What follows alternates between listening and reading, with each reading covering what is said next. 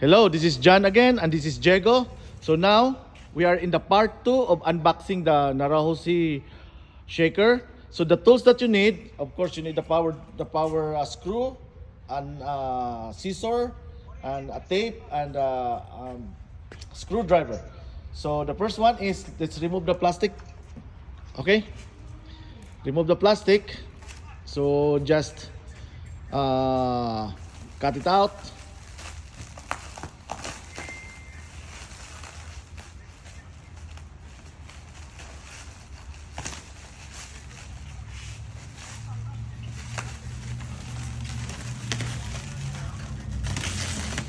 Okay.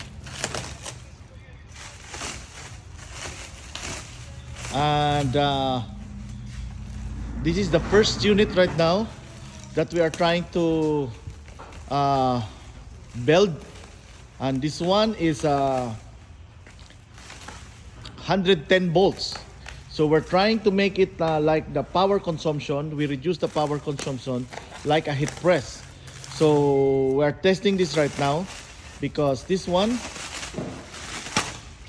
if this one can be plugged to ordinary outlet, then this is a very nice one. You can use it in every home right now that wants to do DTF. So this is a very good solution for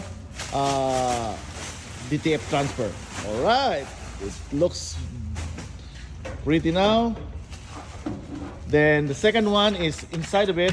Okay, inside of it is the list of items that are in there. And so we need to remove the other item. Put it in the floor, Diego, there on the side. Yeah, okay. So that's the take-up roller, the other side of the take-up roller.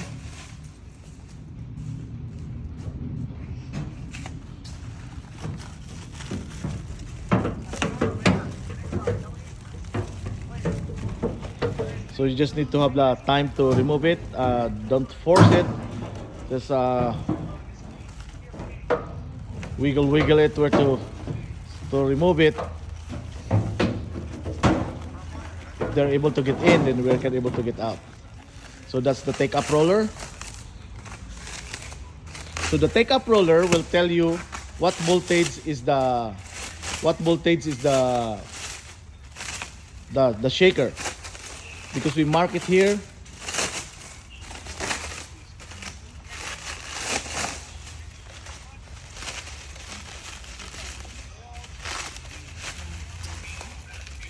Okay, so what voltage is that, Diego? Show it to us. Oh, that's 220. Okay, this is 220. All right, sorry. So this is not the model, a 110 model. This is a 220 model. So that's how we verify that this is a 220 model.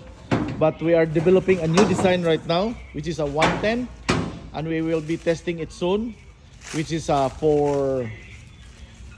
because the reason of doing that is we would like it to be plugged to ordinary outlet, so it should not be beyond 2000 watts, because the ordinary outlet or regular outlet can deliver around 1500 to 2000 watts. So this is the output or the power consumption that we would like to happen in the shaker. So that is the next model that we will be trying to develop. But this model is a 220. That's why when we look at the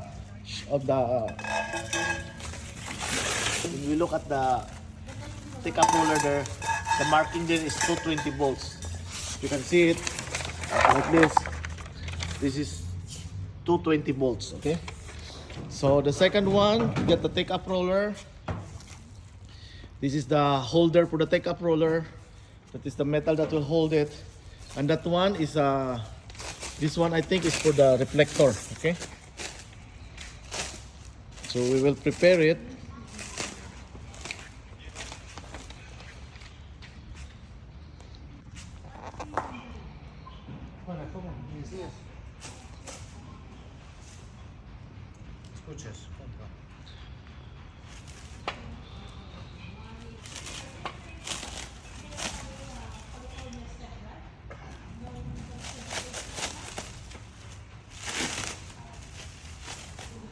So this is the second part of the how to unbox the shaker.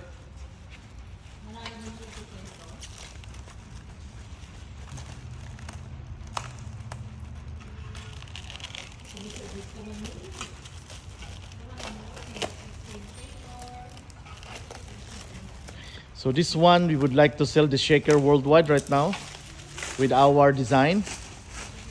A Naruhoshi shaker that is fitted for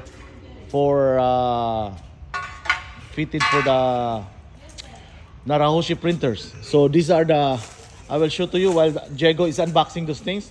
I will show to you also the brand new printer. This is the Naruhoshi 2407 that is still in the box. This is this one in the box.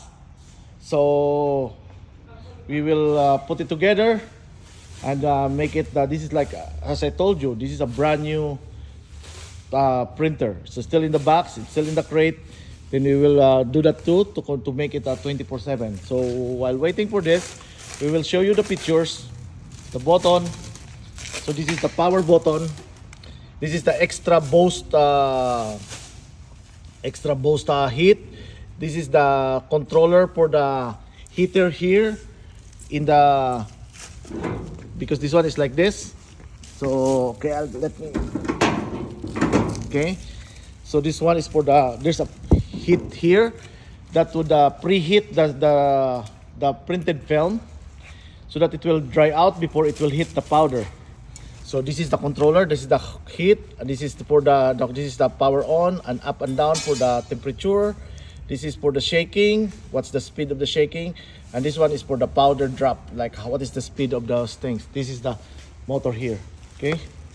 So there's nothing inside. So yeah, that's one is, this is where you put the powder, but we don't use this anymore because we will just drop the powder over there.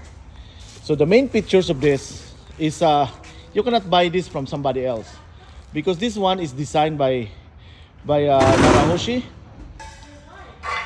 So you ready? Yep. Put the screw. Yep. So to install the sides there, is there are screws that goes with it.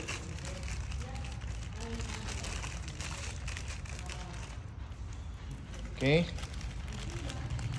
there's a screw that goes with it. So to assemble it, if you are trying to bring it to the door, so I suggest that you don't assemble it yet. Bring it to the door, slide it there. There's a wheel and there's a height thing that you can put it up and down to make it more stable if the floor is not even. So this one is, you can adjust the height of that, and there's a wheel also that you can roll and lock on. And we have the new customer over there. They would like to see how these machines work. So okay, so what you're gonna do first is put the screw a little bit, just get in there a little bit. That's not the one. So you have to find the screw that fits for it.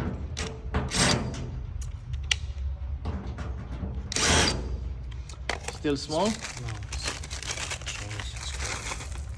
Okay, so there's a lot of screw that goes with it. I think that's, what about the big one? Just put something there.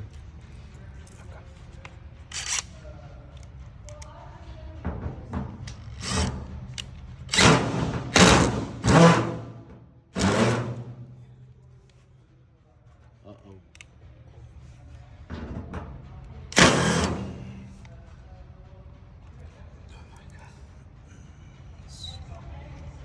So what will that happen? Slow down on the squeezing of the screw. I think you better do it manually, Diego. Yep.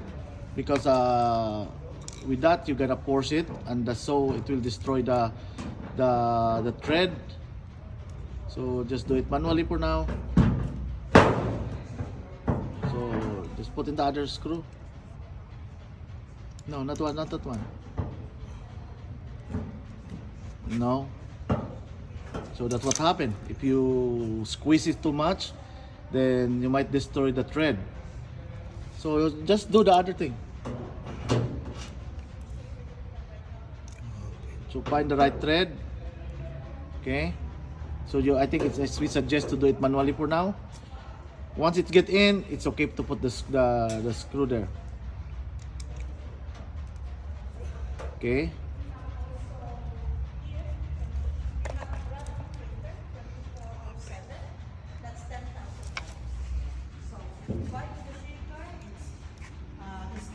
So this video is like 10 minutes more. We will show you more later on. All brand new paper there at the back. There, the three there. That's all the system. We'll give you the third part, okay? Because the video is too long. We'll do the third part. Thank you so much. Have a nice day.